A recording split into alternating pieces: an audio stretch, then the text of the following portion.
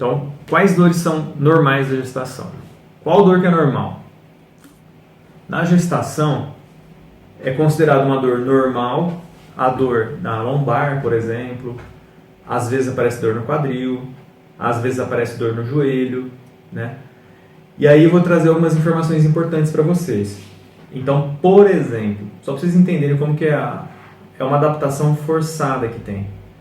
A gravidez, né, a gestante, tem gestante que chega a engordar 30 quilos, né, em 9 meses, ou mais, ou um pouco menos. Isso depende muito.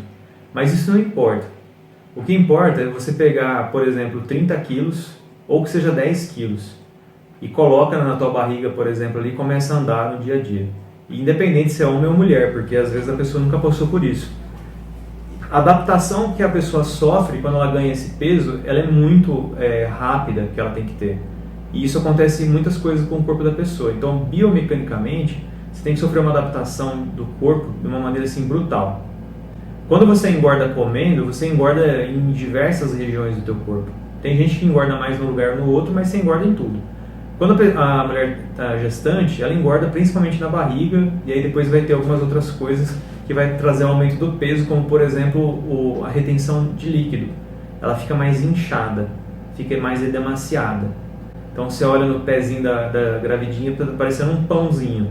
Você olha na mão da gravidinha muitas vezes, ela tem que tirar os anéis, porque os anéis começam a apertar os dedos. E isso tem que tomar muito cuidado, porque depois se apertar para tirar, depois tem que arrumar uma técnica de escoteiro para tirar o anel do dedo depois.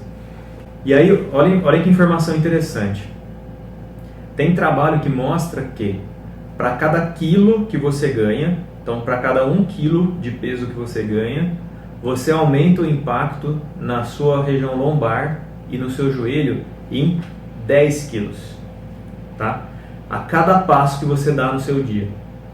Então, a cada passo que você dá, a cada quilo que você ganhou, você aumenta o impacto em 10 quilos.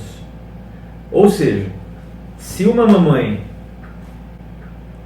ganhou 10 quilos na gestação dela, a cada passo que ela dá, ela aumenta o impacto na lombar e no joelho dela em quanto? Em 100 quilos. Só que aí se você pensar, ela não pesa nem 100 quilos, né? Ela não pesa nem 80, nem 70 quilos às vezes. Mas a associação que tem do impacto que você tem cada vez que você anda, que tem uma onda de choque, né? A hora que você anda faz isso aqui, né? Então você dá um passo, faz tuque, tuque. Então essa onda de choque, cada vez que você anda e faz isso aqui, acontece um impacto de mais ou menos 10 quilos na articulação do joelho e da lombar. E do quadril também é favorecido nesse sentido. E a relação oposta também é verdadeira. A cada 1 quilo que você perde, você diminui o impacto no seu joelho e na sua região lombar em 10 quilos. Se você perder 10 quilos, você diminui o impacto em 100 quilos. Tá? Então é muito importante a pessoa entender que o processo de ganhar peso, além da barrigona que cresce e tal, a pessoa ela vai ganhar mais impacto a cada passo que ela vai dar. E aí, né? E aí que é um problema. E aí também tem uma outra relação, também quando a pessoa perde peso, né, ou ganha peso.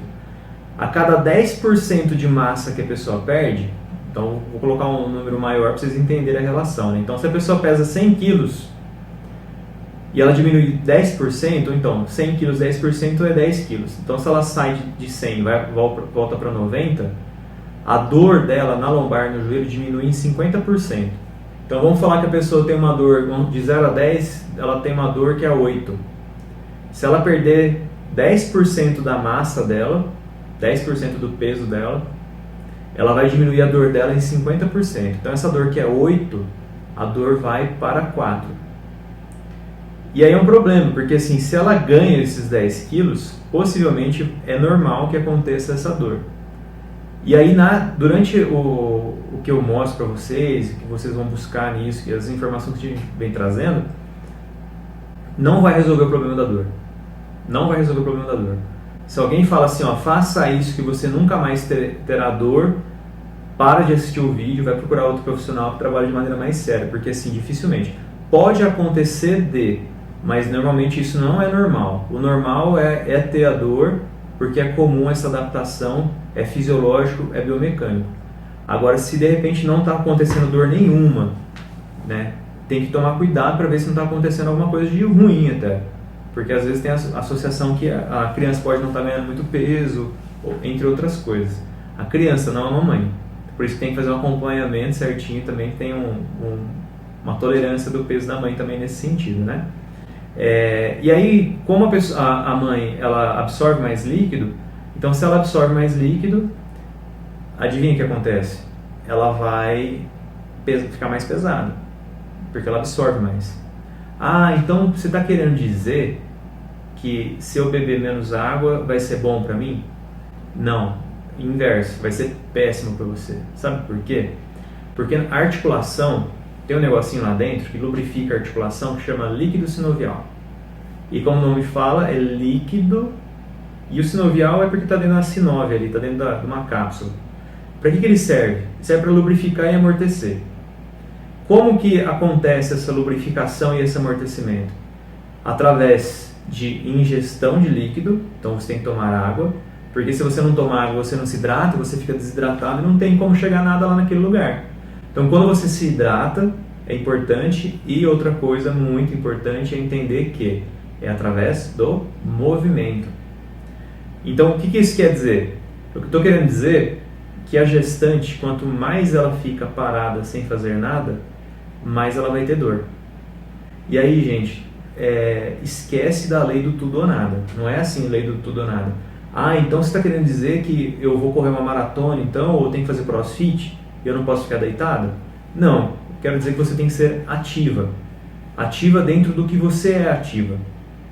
Tá? Então, e aí é legal chamar o parceiro para fazer essas atividades, porque isso reforça também o compromisso do casal, né? A união para fazer esses exercícios. É lógico que o exercício ele vai diminuindo ao longo do tempo, porque o corpo vai tendo que se adaptar de uma maneira, então a respiração fica mais difícil, fica mais ofegante, porque vai comprimindo tudo internamente. Vai dando mais vontade de ir ao banheiro, né? Então às vezes fazer muito exercício fica ruim também, então tem que tomar cuidado. E será que faz bem para o feto? Tem trabalho que mostra que mesmo que a mãe é sedentária e comece a fazer exercício durante a gestação, os filhos, né, ou as que já fazem exercício e continuam fazendo, os filhos eles nascem mais inteligentes. Eles têm uma tendência a ser mais inteligentes quando a mãe é mais ativa do que quando a mãe é mais sedentária. Tá? E o sedentarismo não é natural. O sedentarismo é contra a natureza, né? Ser ativo é natural. Ser sedentário não é natural. Então, os nossos antepassados, né? Outro dia a gente estava escutando um cara falar, se for pensar aí que cada um vive em média 100 anos, né? O pessoal mais antigo, tipo, 3 pessoas atrás, ou 2 pessoas atrás, né? 200 anos atrás, aí, ou 300 anos, todo mundo era ativo. Se você não era ativo, o bicho comia, né? Então, a adaptação genética, ela ocorreu muito rápida. Ou melhor, ainda ela não ocorreu. E ocorreu em que sentido? De uma pessoa que era extremamente ativa, que ela tinha que fazer tudo na casa dela, para alguém que trabalha no escritório, chega em casa, senta no sofá, vai sentar para comer, senta no carro, no Uber ou no ônibus, e aí não tem muita atividade. E aí o cansaço dela, por exemplo, é um cansaço mais físico e emocional no sentido do desgaste, mas não de ter feito força, né? Ter feito movimentos. Hoje em dia é preconizado que mais ou menos assim, todo mundo tem celular, né? Hoje em dia. E se vocês procurarem uma função, aí tem uma função que marca passo, quantos passos você dá no dia. O ideal mínimo é mais ou menos 10 mil passos. Né? Então a pessoa quer saber se está sendo ativa ou não, é só andar com o celular, ou tem uns smartwatches aí, uns relógios que marcam isso, e ver, será que você vem dando 10 mil passos por dia? E de repente você vai ficar surpreso que não chega a 1000, né?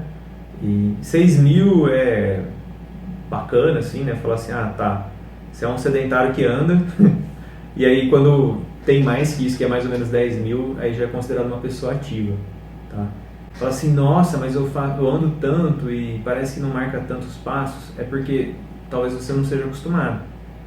Aí quando você começar a se acostumar a ser mais ativa, vai favorecendo.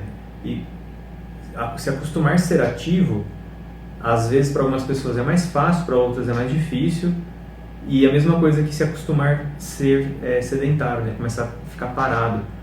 E aí é um problema para a mulher que é muito ativa, porque a mulher que é muito ativa ela quer fazer, e às vezes a própria parte física dela, a biomecânica, não vai permitir já, né? Então, por exemplo, a barriga fica muito grande, fica difícil de agachar. A hora que vai sentar tanto no vaso, ou para fazer higiene pessoal, ou para fazer exercício mesmo, o agachar fica mais difícil. Mas pode ou não pode? Pode. Mas aí, de novo, não é lei do tudo ou nada. A pessoa começa a agachar dentro da amplitude de movimento que ela pode, tá? Respeitando algumas coisas.